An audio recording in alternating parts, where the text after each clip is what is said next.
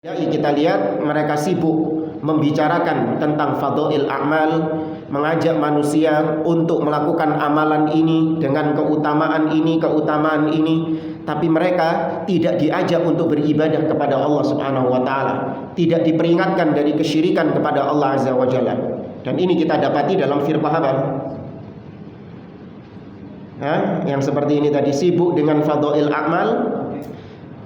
Nah, jama'atut tabligh. Ini diantara kesesatan firqah jamaah at-tabligh, menyibukkan diri dengan fadhail a'mal, meniadakan dakwah kepada tauhid.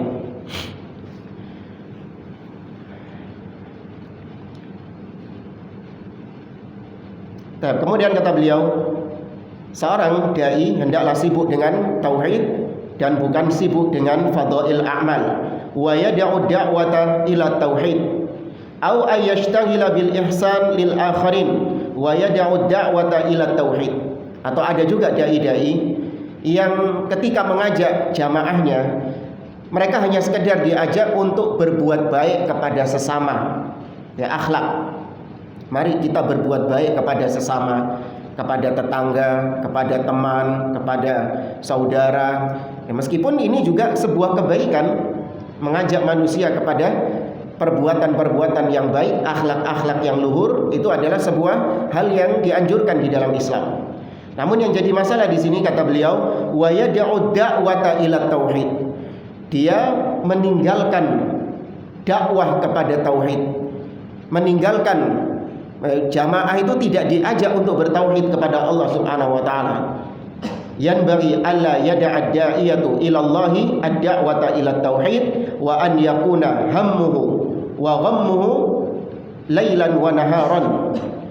Kata beliau, maka wajib bagi seorang dai yang menyeru manusia ke jalan Allah, hendaklah dia prioritaskan dan dia jadikan dakwah tauhid itu sebagai tujuan utamanya. Dia jadikan dakwah tauhid itu sebagai landasannya, ya, yang dia mengajak manusia kepada tauhid itu siang dan malam. Terus dia mendengungkan tentang tauhid ini. Fahiya da'watul anbiya wal mursalin. Karena tauhid ini adalah dakwahnya para nabi dan rasul. Ta'ammalu fi Yusuf alaihi salam, kaifa annahu istaghalla mawqifan hasala lahu fi sijni 'inda ta'wilin wa ta'birir ru'ya bid da'wati ila tauhid. Perhatikan dakwahnya Nabi Yusuf alaihi salam.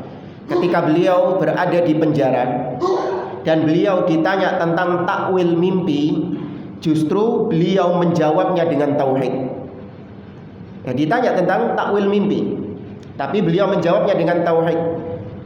Beliau mengatakan, ya sahibai sijni a'arbabun mutafarriquna khairun amillah wa al-wahidil qahhar. Kata Nabi Yusuf, wahai temanku yang ada di penjara, a'arbabun mutafarriqun, apakah Tuhan-Tuhan yang bermacam-macam itu khairun amillahul wahidul qahhar, ataukah Allah yang Maha Esa lagi Maha Perkasa? Nah, ini ajakan untuk tauhid, ajakan untuk beribadah hanya kepada Allah Subhanahu wa taala. Yanbaghi lid-da'i ila Allah an yakuna da'iyata tauhidin wa ay ya'taniya bit tauhid da'watan wa nashran hatta yakuna salikan li tariqil anbiya'i wal mursalin wal mujaddidina wal muslihin. Maka wajib bagi seorang dai, dia menyeru manusia ke jalan Allah dengan dakwahnya, dakwah tauhid, dan hendaklah dia senantiasa memperhatikan dakwah tauhid dengan penuh perhatian, menyebarkannya di tengah manusia sehingga dia berjalan di atas jalannya para nabi dan rasul dan orang-orang yang soleh. Allah Azza wa Jalla berfirman, wa laqad ba'atsna fi kulli ummatin rasula an ya'budullaha wajtanibut taghut. Sungguh kami telah mengutus pada setiap umat seorang rasul yang mereka menyeru an ya'budullah, sembahlah Allah dan jauhkanlah diri kalian dari at-taghut, semua yang disembah selain Allah. Ini dakwahnya para nabi dan rasul, semuanya tauhid. Mereka juga mengatakan, ya qaumi i'budullah ma lakum min ilahin ghairu. Semua nabi dan rasul menyeru kaumnya, wahai kaumku, ya wahai kaumku, i'budullah, sembahlah Allah saja. beribadahlah hanya kepada Allah. Malakum min ilahin ghairuh, kalian sekali-kali tidak memiliki sesembahan lain selain Dia. Fal anbiya du'atu tauhid, maka para nabi itu adalah dai-dai yang mengajak manusia kepada tauhid, karena fokus dakwah mereka adalah tauhid. Wa man aradan najata falyasluk sabilahum, maka barang siapa yang ingin sukses dalam dakwahnya, maka hendaklah mereka meniru metode dakwahnya para nabi dan rasul. Jangan bikin metode-metode yang baru, jangan bikin cara-cara yang bid'ah, yang di luar apa yang digariskan oleh para nabi dan rasul. Menomorduakan dakwah tauhid, nanti saja dakwah tauhid itu. Yang penting persatuan umat dulu. Nanti saja tauhid itu. Yang penting bagaimana caranya meraih kekuasaan, bagaimana caranya meraih kepemimpinan. Loh, ini manusia ini lagi banyak yang berbuat syirik, masa nggak diperingatkan? Ini nanti dulu, biarkan mereka berbuat syirik. Yang penting umat Islam ini bersatu dulu. Kita butuh persatuan umat Islam untuk menang di pemilu. Masya Allah. Manusia berbuat kesyirikan sampai nyungsep-nyungsep, dolosor-dolosor ke kuburan, dibiarkan sama mereka. Kenapa? Kalau ini kita peringatkan dari kesyirikan, maka mereka nanti akan terpecah belah. Umat Islam akan terpecah belah katanya. Maka kalaupun memang harus dipecah belah, iya memang harus dipecah belah.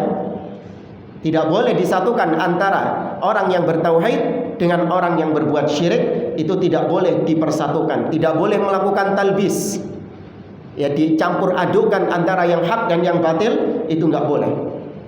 Harus dijelaskan kepada umat mana yang bertauhid dan mana yang berbuat syirik. Qala subhanahu, Allah berfirman, "Qul hadhihi sabili ad'u ila Allah ala basiratin ana wa man ittaba'ani wa subhanallahi wa ma ana minal musyrikin." Katakanlah, inilah jalanku. Aku menyeru ke jalan Allah. Aku berdakwah, mengajak manusia ke jalan Allah. Ini namanya dakwah, itu mengajak manusia untuk beribadah kepada Allah, bukan mengajak manusia untuk ikut partainya, mengajak manusia untuk ikut golongannya, ikut organisasinya, ikut pemikirannya, tidak. Tapi diseru manusia untuk beribadah hanya kepada Allah saja. Ala basiratin, di atas ilmu.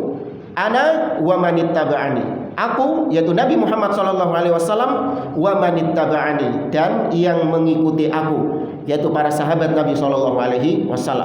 Wa subhanallah wa ma ana minal musyrikin, dan maha suci Allah dan aku bukanlah termasuk orang-orang yang berbuat kesyirikan. Kemudian perkara kedua yang hendaklah diperhatikan oleh seorang talibul ilmi, kata beliau, idza arada talibul ilmi ayyudaqqiqa fil ilmi falyakun awwala tadqiqihi aw aktsari tadqiqihi fi tauhidillah. Kata beliau, apabila seorang talib, ya, seorang penuntut ilmu ingin memperdalam suatu ilmu, maka hendaklah ilmu pertama yang ia dalami dan ia tekuni adalah ilmu tentang tauhid. Ya, apa istilahnya kalau memperdalam ilmu itu, pingin jadi spesialis, ya. Iya.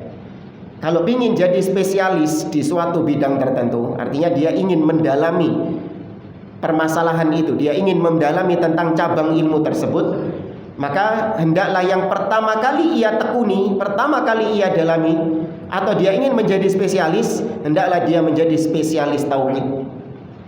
Ya, menjadi spesialis tauhid. Li'annahul aham, karena tauhid ini adalah yang terpenting dari semua cabang-cabang ilmu agama. Wa li'annal khata'a fihi syadid ma baina bid'ah wa kufrin. Karena kekeliruan dalam masalah tauhid itu dampaknya besar, jamaah. Orang yang tergelincir dalam masalah tauhid itu antara dia jadi ahli bid'ah atau dia menjadi orang kafir. Ya, kekeliruan dalam masalah tauhid, lebih luas lagi, kekeliruan dalam masalah akidah itu bisa mengantarkan seseorang, kalau nggak jadi ahli bid'ah, maka dia menjadi orang kafir. Beda kalau kekeliruan dalam masalah fikih. Ada orang keliru dalam masalah fikih. Kira-kira lebih ringan nggak? Lebih ringan. Ya, orang keliru dalam masalah fikih itu konsekuensinya lebih ringan. Tapi kalau sudah keliru dalam masalah akidah, terutama masalah tauhid, itu diantara kebid'ahan atau kekufuran. Rawal Baihaqi fi kitabih Al-Madkhal an Syafi'i annahu qala man ta'allama ilman falyudaqqiq fihi li'alla yadhhabu daqiqul ilm wa hadha fi jami'il ilm wa fi tauhid min babi aula. Diriwayatkan oleh Al-Baihaqi dalam kitabnya Al-Madkhal bahwa Al-Imam Syafi'i rahimahullah ta'ala pernah mengatakan, barang siapa yang belajar suatu ilmu, maka hendaklah dia tekuni ilmu tersebut. Artinya jangan cuma belajar kulitnya saja. Enggak. Ilmu apapun, ini kata beliau umum. Mau ilmu tauhid atau ilmu fikih atau ilmu tafsir atau ilmu hadis atau ilmu-ilmu dunia juga bisa berlaku. Ilmu kedokteran, ya, ilmu teknologi, ya, ilmu fisika, matematika, bahasa. Maka barang siapa yang belajar suatu ilmu, jangan cuma permukaannya saja, tapi didalami. Kecuali ilmu hitam, ya. Ya, kecuali ilmu hitam. Kalau ilmu hitam tidak boleh dipelajari. Ya, hatta kulitnya itu tidak boleh. Tapi ilmu-ilmu lain yang di situ ada manfaatnya, barang siapa yang mempelajarinya, jangan nanggung cuman belajar kulitnya saja, tapi hendaklah dia perdalami. Nah, kalau ini buat semua ilmu seperti itu, maka berarti ilmu tauhid lebih utama untuk didalami dan untuk ditekuni. Ya. Sekali lagi, kalau ini berlaku buat semua ilmu, maka berarti ilmu tentang tauhid tentu lebih utama. Karena kata beliau tadi, tauhid itu aham, yang paling penting dan yang paling utama. Inna minat taksir ayyushara ila talibi ilmin bi annahu mutamayyizun fi ilmi al-lughah aw usulil fiqhi aw al-hadith aw al-fiqhi aw fi tafsir wa yakunu dha'ifan fi ilmi tauhid. Kata beliau, termasuk di antara bentuk menyepelekan masalah tauhid, bentuk menyepelekan masalah tauhid, yaitu adanya sebagian talib, sebagian penuntut ilmu yang dia itu dikenal sebagai orang yang ahli dalam masalah lughah, dalam masalah bahasa. Misalnya di majelis pengajian ini ada satu orang yang dikenal dia ini ahli dalam masalah bahasa. Fulan itu ahli dalam masalah bahasa. Fulan itu ahli dalam masalah usul fikih. Fulan itu ahli dalam masalah tafsir. Fulan itu ahli dalam masalah hadis. Fulan itu ahli dalam masalah ini gitu. Tapi ternyata mereka yang ahli-ahli ini ternyata pengetahuannya tentang tauhid cetek. Nggak memiliki ilmu tentang tauhid kecuali cuman permukaannya saja. Nah, ini musibah. Kalau sudah bicara tentang lughah, tentang bahasa, dipreteli sama dia lengkap. Kalau sudah bicara tentang tafsir, dibawakan tafsir Ibnu Katsir, tafsirnya Al-Imam Al-Baghawi, tafsirnya Qurtubi lengkap. Kalau membawakan hadis, dibawakan sama dia lengkap dari sanadnya, sak profil-profil biografi perawinya hafal dia. Ini fulan ini lahir tahun berapa, berguru kepada siapa, muridnya siapa, wafat tahun berapa, bagaimana penilaian ulama ahli hadis kepada dia. Masalah ajarh wa ta'dil, Masya Allah kalau sudah bicara ilmu hadis. Tapi ditanya tentang tauhid, ya ditanya tentang masalah syubhat-syubhat yang berkaitan dengan tauhid, nggak paham sama sekali. Ustaz, gimana ini? Sebagian orang sekarang ada yang mengatakan bahwa kita ini boleh pakai jimat. Sebagaimana kita bergantung sama ATM, bergantung sama HP, maka demikian juga kita pakai jimat. Katanya gitu. Kita kalau keluar nggak bawa HP, nggak bawa ATM kan bingung, nggak bawa dompet kan bingung. Nah itu sama itu yang pakai jimat itu kalau keluar rumah nggak bawa ATM, nggak bawa jimat, dia juga gelisah. Maka berarti sama hukumnya antara dompet ATM ini dengan jimat. Gimana Ustaz? Ini ada syubhat seperti itu. Nggak paham dia, nggak bisa membantahnya. Jangan tanya ana ini ahli hadis, bukan ahli tauhid. Nggak boleh. Kalau sudah ahli hadis berarti otomatis sebelumnya dia harus sudah belajar apa? Tauhid. Jangan menjadi orang yang ahli dalam bidang-bidang lain sebelum kau ahli dalam bidang tauhid itu. Ini yang ditekankan oleh beliau. Bukan berarti kita nggak boleh tekun mempelajari ilmu tafsir, ilmu hadis, ilmu fikih. Boleh kita pelajari itu. Tapi jangan kita lemah dalam masalah tauhid. Wa yanbaghi li talibil ilmi ay yakuna qawiyan fit tauhid, muassilan, thabital qadam, arifan wa dhabitan lahu, mutamakkinan min kashfi syubuhatil mukhalifin wad-dhalin fi hadzal bab. Maka wajib bagi seorang penuntut ilmu untuk dia itu qawiyan fit tauhid, menjadi orang yang kuat dengan ilmu tauhid, di atas ilmu tauhid. Muassilan, dia membangun pondasi-pondasi agamanya, membangun pondasi ilmunya terlebih dahulu dengan tauhid, sehingga dia menjadi thabital qadam, orang yang kuat kakinya itu. Kakinya itu kuat. Jadi kena angin, kena ombak, itu tidak goyang dia. Kuat kakinya itu. Arifan wa dhabitan lahu wa mutamakkinan kashfi syubhat. Dia menjadi orang yang paham betul tentang masalah tauhid, dan bahkan dia mampu untuk membantah syubhatnya orang-orang yang menyimpang. Syubhat-syubhat berkaitan dengan tauhid bisa dibantah sama dia, karena dia sudah punya pondasi ilmunya. Dia sudah punya ilmu tentang tauhid tadi. Wa ayyakuna ghuyuran 'ala tauhid sabbaqan fi kashfi syubhat wa raddil mubtilat allati tutharu haula tauhidillah subhanahu wa ta'ala. Hendaklah dia menjadi orang yang memiliki kecemburuan tentang masalah tauhid. Ketika ada kesyirikan, itu hatinya gak enak, hatinya gelisah. Itu hati orang-orang yang perhatian sama tauhid seperti itu. Bukan sebagaimana kebanyakan orang ngelihat kesyirikan merebak luas seperti ini, habar khair, gak urusan dia. Yang penting saya mengajak mereka untuk sholat, mengajak mereka untuk puasa, mengajak mereka untuk berakhlak yang baik. Kesyirikan merebak di mana-mana, tutup mata dia, sudah nggak ngurus. Nah, ini nggak ada kecemburuan tentang tauhid.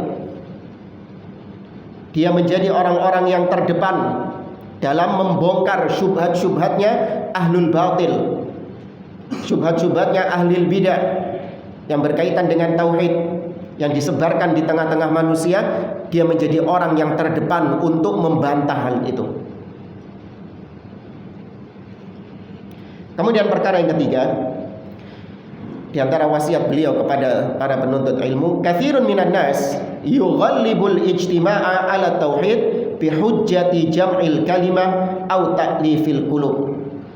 Kata beliau, banyak di antara orang-orang yang lebih menitik beratkan pada al-ijtima', yaitu persatuan umat Islam, daripada mengajak mereka kepada tauhid, dengan alasan umat Islam itu disatukan dulu, hati mereka itu dilembutkan dulu, baru kemudian kita masuki tauhid kepada mereka.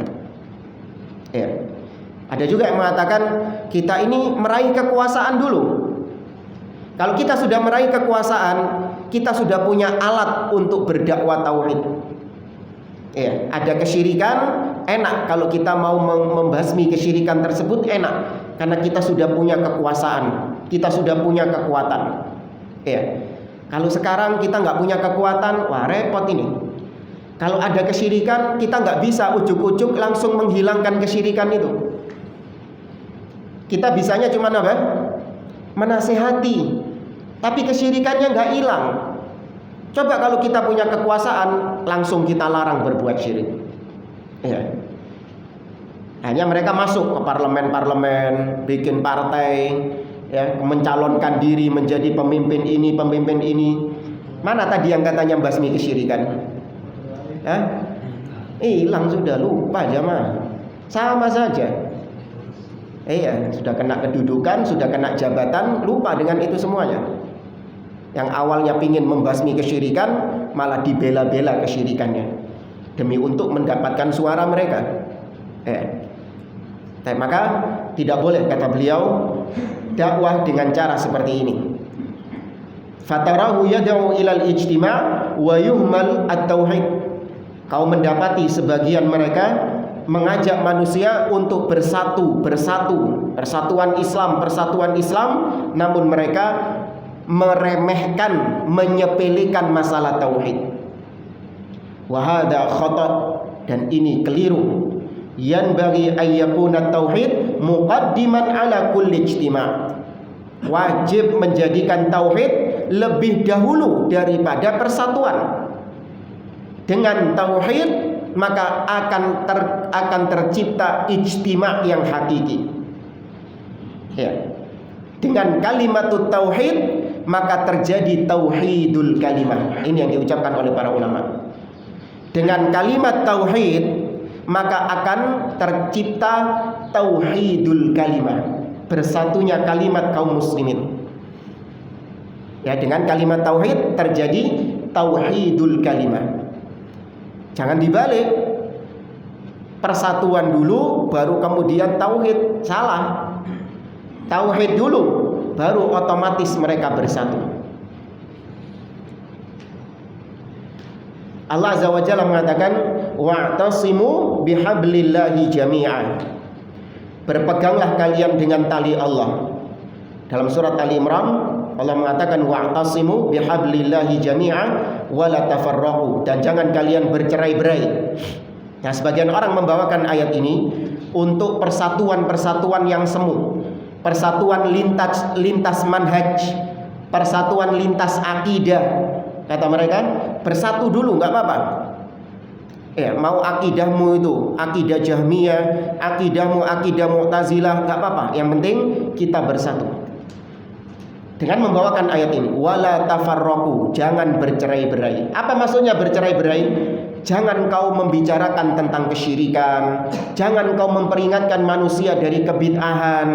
Kalau kau memperingatkan mereka dari kesyirikan dan kebid'ahan, itu sama saja kau memecah belah, mencerai-berai umat. Allah melarang hal itu. Wala tafarraqu, jangan kalian bercerai-berai, gitu. Maka akhirnya dikongkon menang ini. Iya, jangan sudah diam masalah bid'ah, masing-masing sudah mau mengamalkan ini, mau berkeyakinan Allah di mana-mana, wes meneng loh. Jangan dibid'ah-bid'ahkan. Yang penting umat bersatu, katanya.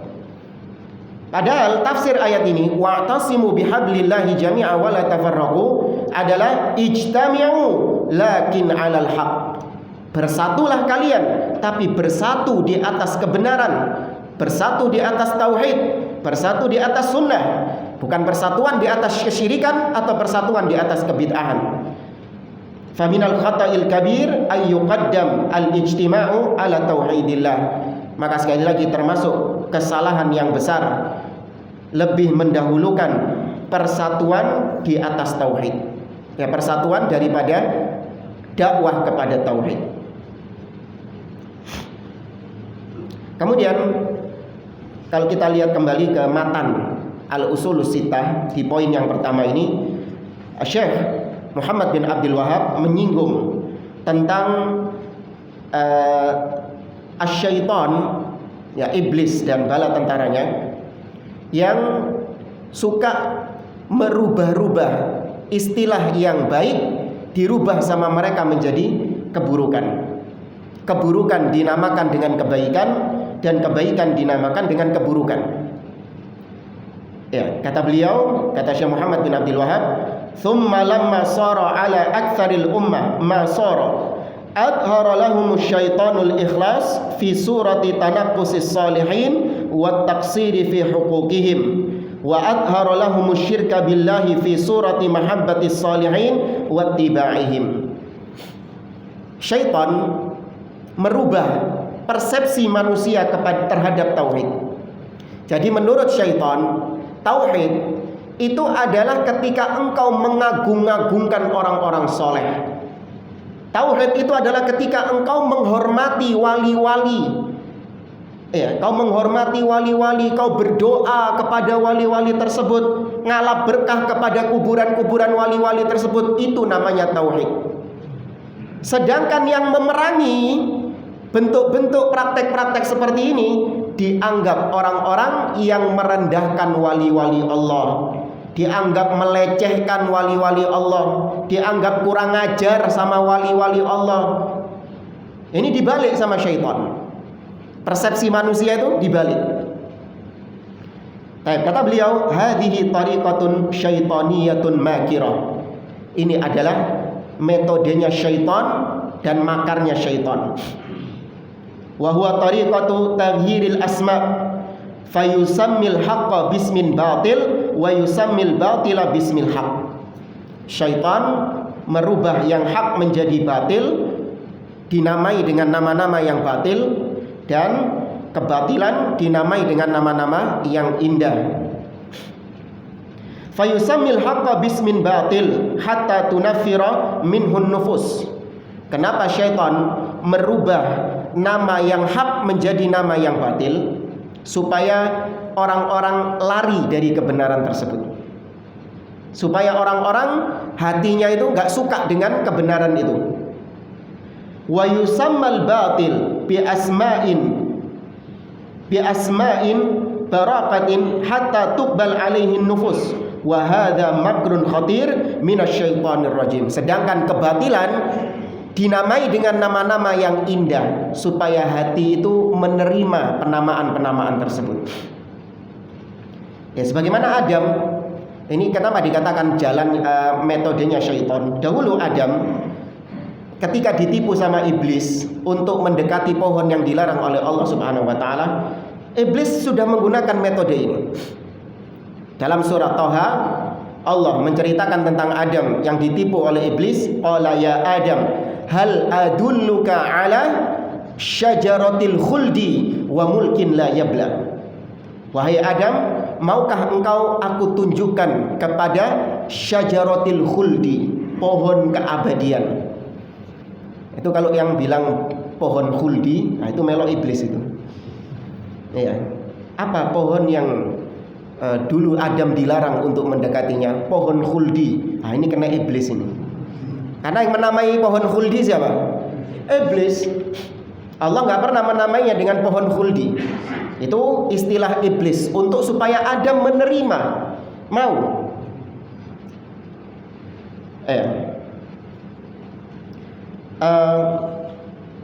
Wa syajaratil khuldi wa mulkin la yabla, dan kekuasaan yang tidak akan pernah sirna. Wa qad istafada min hadzal makr a'da'u hadzal din minal kafirin falamma ghazaw biladal muslimin sammu ghazwahum isti'maran ay yaqulun ataina linu'ammira ardakum wa hum kadzibun. Nah, metodenya iblis ini yang merubah nama batil menjadi hak atau hak menjadi batil ditiru oleh orang-orang kafir. Mereka ketika menjajah negeri-negeri kaum muslimin, mereka merubah namanya penjajahan ini, dirubah sama mereka menjadi isti'mar. Apa isti'mar? Memakmurkan. Kami datang ke negeri kalian bukan untuk ngerampas kekayaan kalian, bukan. Kami ingin memakmurkan. Kan gitu kan? Ya. Nggak tahu dulu Belanda kayak gitu nggak? Nah, datang ke sini tujuannya bilangnya untuk memakmurkan. Padahal memang tujuannya ya merampas. Ya, ini juga termasuk metode-metodenya iblis. Wa inna masammu hujumahum libiladil muslimin wastihlalahum li tharawatihim wa amwalihim wa ardihim bilafdil isti'mar ay al-ummar wal bina li tamriri batilihim. Mereka menggunakan istilah-istilah yang indah. Kami memakmurkan negeri kalian, ya, kami ingin melakukan pembangunan di negeri kalian supaya kehidupan kalian lebih maju dan seterusnya. Ini dusta. Mereka hanya ingin merampas kekayaan, harta, dan kehormatan-kehormatan kaum muslimin. Kemudian juga wa mithlu dzalika tasmiyatur riba bil fawaid. Di antara tipu daya syaitan adalah menamai riba dengan fawaid, faedah, bagi hasil atau bunga. Ya. Orang kalau lagi daftar di bank, jadi nasabah bank, atau dia mau pinjam ke bank, terus sama banknya dibilang, Pak, ini nanti ribanya 1 tahun sekian, Pak. Ya. Pegawai banknya bilang pakai apa? Ribanya. Ini ribanya sekian persen, Pak. Waduh, haram, nggak boleh riba itu, dosa. Otomatis hati itu akan menolak ketika dibilang seperti itu. Tapi ketika dikatakan bahwa ini adalah bagi hasil, ini faedah, atau ini bunga, oh seneng. Siapa yang nggak seneng bunga? Ya. Au tasmiyatul khamri bil masyrubir ruhi, atau khamr dinamai dengan minuman rohani. Ya. Kalau air putih, susu, apalagi teh, kopi, itu minuman jasmani. Nah, ada lagi rohani, kita itu butuh minuman juga. Nah, ini minuman rohani. Khamr ini tadi, minuman rohani. Fahiya turukun khatiratun salakaha syaitan wa atba'uhu. Ini metode yang berbahaya sekali yang dipakai oleh syaitan dan pengikut-pengikutnya. Baik. Kemudian di sini penjelasan beliau agak panjang. Intinya beliau menyinggung tentang orang-orang yang berpegang dengan tauhid itu dijuluki dengan julukan-julukan yang jelek. Orang-orang yang mengajak manusia kepada tauhid dijuluki dengan julukan-julukan yang jelek.